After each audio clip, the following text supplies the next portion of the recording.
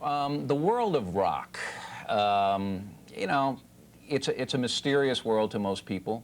They don't get the vantage point that you got being a photographer inside it.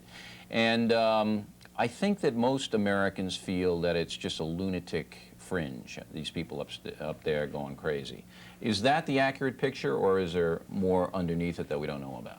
Well, I think that most parents, when their children become adolescents, think that those adolescents have gone crazy, whether it's because of the music or whether it's just because they're adolescents. And rock and roll is the music that I think youth finds to be part of their identity. Oh, sure, and it has been that way since it started in the mid-50s. But, you know, we deal with a lot of flamboyant characters here. I mean, Keith Richards, for example, of the Rolling Stones. Right. You knew him very well, right? Yeah, but I don't really think anymore that these things are not part of mainstream society. That's why so many corporations sponsor the big tours now. You know, rock and roll is really not revolutionary. It's big business now. But again, the lifestyles of these people are certainly not mainstream. Jerry Garcia, I mean, dies of a heart attack in a drug rehab center. The guy's, what, 58 years old? I mean, hey, Jerry, grow up, you know? I mean, you're 58, and what are you doing in a drug rehab center, a lot of people might say.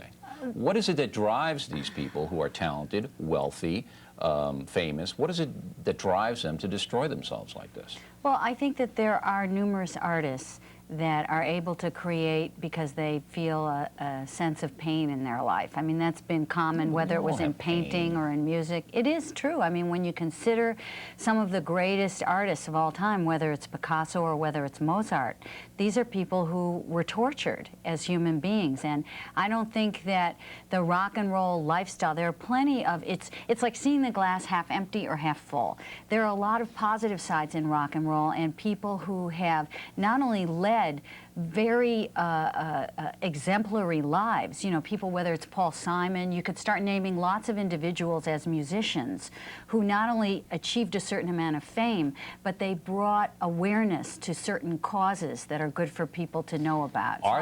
Yeah, I know, all right, there's always, but there's so many of these rock stars who self-destruct. I mean, you want to know the negative drug stories? No, I want to know why they're doing it. I mean, why a guy like Jerry Garcia, at 58 years old, has to be in a drug rehab fighting heroin? I think you should have interviewed him to find this out. But you've been behind the scenes there. I mean, is it because there's no discipline? They can do what they want? People give them things, and is it that why? No, I don't think that it's true for everyone. And the people that I know who unfortunately have passed away from, it seems as though drugs have a big piece of why they're no longer with us. I mean, Joplin and Hendrix, and I mean, and on, right? Well, that was really during the drug days. The surprise about someone like Jerry Garcia at this point in time is that, you know, it became fashionable not to be a drug addict, but to be in AA and to be a vegetarian and to live a certain kind of life. You know, there are plenty of musicians that have acknowledged, whether it's James Taylor or Neil Young,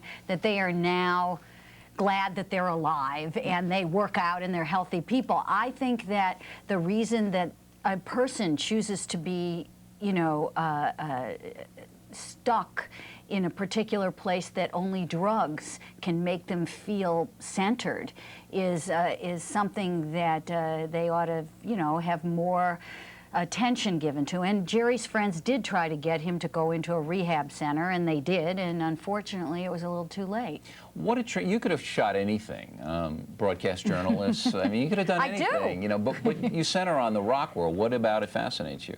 Well, what transpired in terms of deciding to do photo diary was that I always resisted being called a rock and roll photographer, because I did shoot newscasters, a lot of advertising, a certain amount of fashion, and I felt that that was a pejorative term.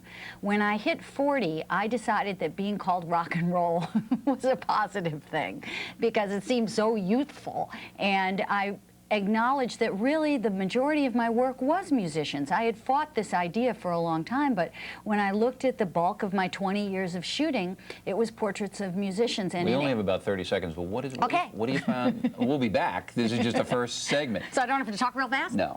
What about it? What was the real attraction to you by the musicians? Why'd you go for them? It's not that I went for the musicians. It's that I always found music to be what made me feel connected to people. All right, so you liked music yourself in your personal life, and this drew you into that world to shoot them. Well, that makes sense.